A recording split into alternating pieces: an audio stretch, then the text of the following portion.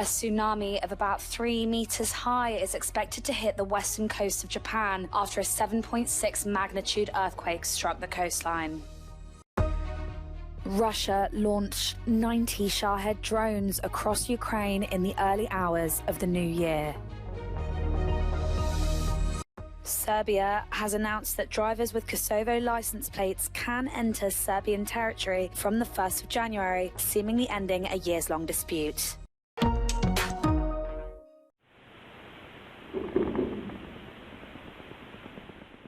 A tsunami of about 3 meters high is expected to hit Niigata and other prefectures of the western coast of Japan after a 7.6 magnitude earthquake struck the western coastline. According to Japan's public broadcaster, smaller tsunami waves were already confirmed to have reached the coastline. The government has ordered an evacuation of the area. The area includes a nuclear plant. Tokyo Electric Power Company, the operator, said it was checking for problems, but there were no immediate reports of any irregularities.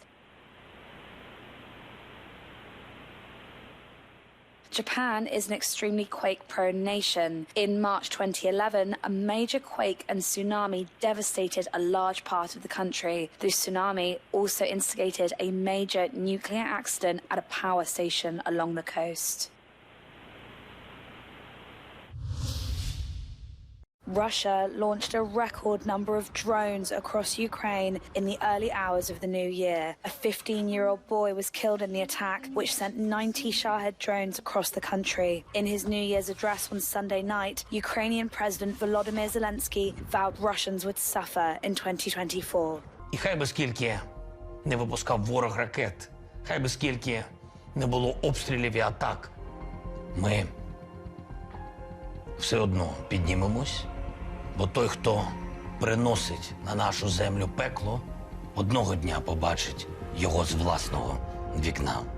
Russian President Vladimir Putin has also warned of more strikes on Ukraine after the shelling of Belgorod killed 24 people on Saturday. Целенаправленный удар по гражданскому населению.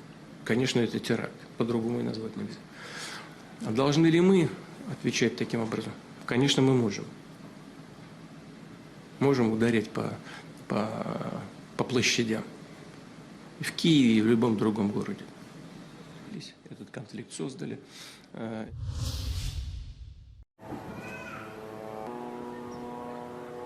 Israeli strikes in central Gaza killed at least 35 people on Sunday, adding to the more than 28,000 dead or missing as fighting raged on across the tiny enclave. Israel's prime minister has said the war will continue until all the hostages are released and Hamas is dismantled. According to aid agencies, more than 1.4 million people in Gaza are now being forced to shelter in UN facilities, but many, many more are sleeping outside.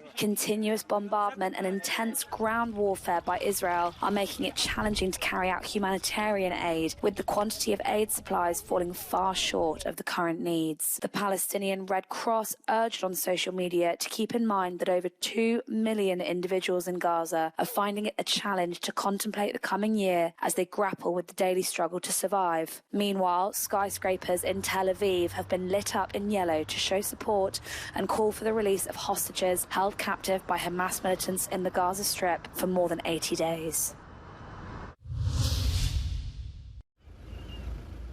Serbia has announced that drivers with Kosovo license plates can enter Serbian territory from the 1st of January, seemingly ending a years-long dispute. Until now, Serbia and Kosovo have said cars can only cross through their borders if they place stickers over their national symbol. Albin Kurti, kosovski premijer, je rekao da se on oduvek zalagao za reciprocitet između, kako on kaže, dve države, ali da će vlada Kosova svoju odluku doneti tek kada se uveri da Republika Srbija poštuje, kako on kaže, svoju odluku koja je danas stupila na snagu.